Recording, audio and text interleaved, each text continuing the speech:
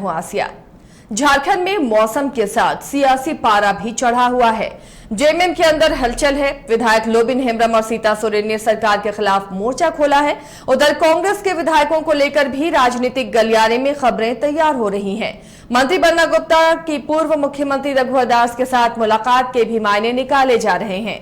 प्रदेश प्रभारी अविनाश पांडे पिछले दिनों झारखंड दौरे पर आए थे। उन्होंने मंत्रियों और विधायकों से अलग अलग बातचीत की थी। पार्टी के पुराने नेताओं से भी चर्चा की थी।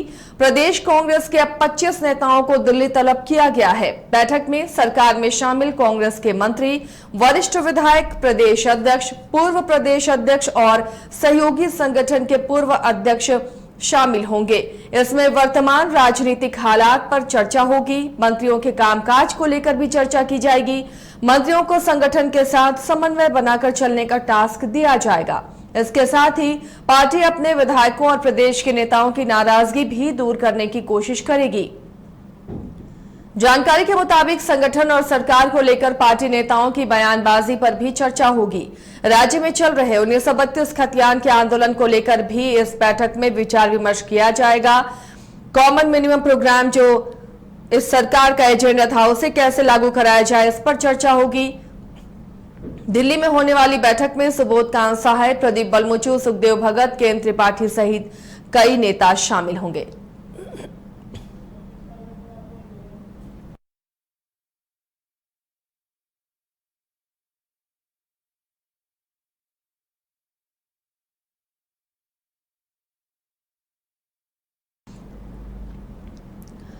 तो राज्य में इन दिनों सियासी गलियारे में कई तरह की चर्चा का बाजार गर्म है और उन सब के बीच में 25 कांग्रेसी नेताओं को दिल्ली तलब करने के बाद सियासी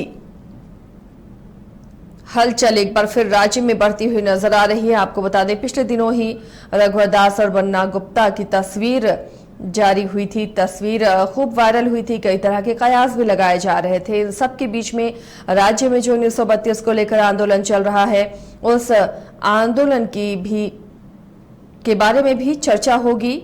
नए प्रदेश प्रभारी अविनाश पांडे लगातार झारखंड के तमाम सियासी हलचल पर नजर बनाए हुए हैं। सहयोगी मदन हमारे साथ जुड़े हुए।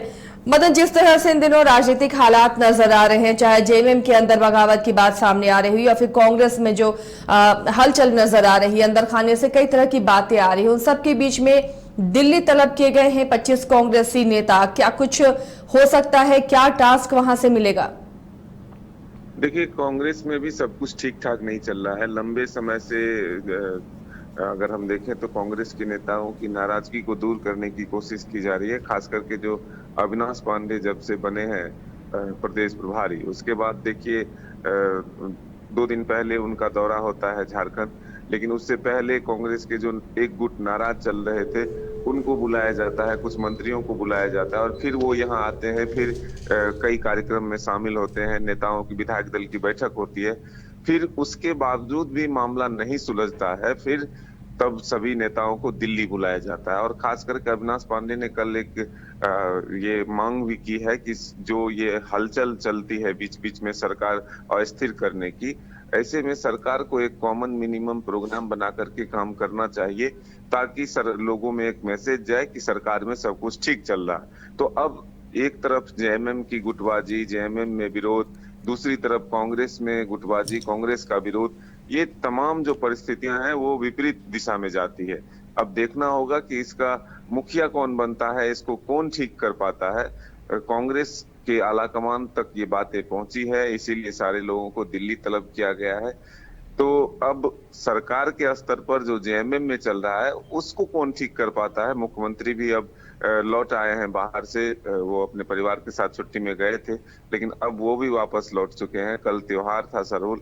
अब आज से क्या कुछ कवायद होती है इस पर थोड़ा नजर रखना होगा, लेकिन हम यह कह सकते हैं कि वर्तमान सरकार में सब कुछ ठीक नहीं चल रहा है, क्योंकि सबसे ज्यादा अगर विरोध हो रहा है तो वो 2.5 वर्ष बीत जाने के बावजूद भी बोर्ड निगम का गठन नहीं होना, फिर क्या कहते हैं जो कई वादे हैं कांग्रेस के तरफ से भी चुनाव के समय के, वो पूरे नहीं हुए हैं।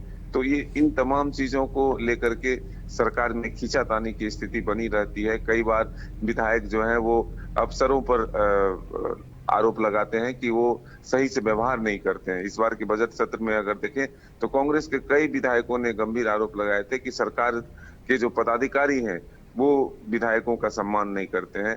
तो ऐसे में जो बातें अब खुलकर सामने आई है, जो विरोध सामने आया है, इससे हम यह कह सकते हैं कि सरकार में सब कुछ ठीक नहीं चल रहा है। मदन, एक और दिलचस्प तस्वीर सामने आई थी, हालांकि उस तस्वीर को लेकर कई तरह की बातें भी सामने आई थी। बन्ना गुप्ता रघुवर दास से मुलाकात करने पहुंचे थे, भले ओकेजन था उनकी पोती का जन्मदिन का, लेकिन इस तस्वीर के बाद भी क्या कुछ कांग्रेस खेमे में कोई डर है, टूट का डर है, ये जो अचानक सभी को तलब किया गया है? देखिए, मुलाकात के कई मायने जरूर निकाले जाते हैं राजनीति में, और दरअसल रघुवर दास से मिलना बन्ना गुप्ता का इसी प्रकरण में से आता है कि कई मायने वहां निकले हैं। लेकिन इस बात से भी समझना होगा कि कांग्रेस में सब कुछ ठीक इसलिए नहीं चल रहा, क्योंकि फिर अगर सब ठीक होता तो सारे नेताओं को दिल्ली तलब करने की जरूरत नहीं थी, क्योंकि प्रभारी पहले ही दिल्ली कई नेताओं को बुला चुके थे, उनसे मंथन कर चुके थे और फिर झारखंड आए थे।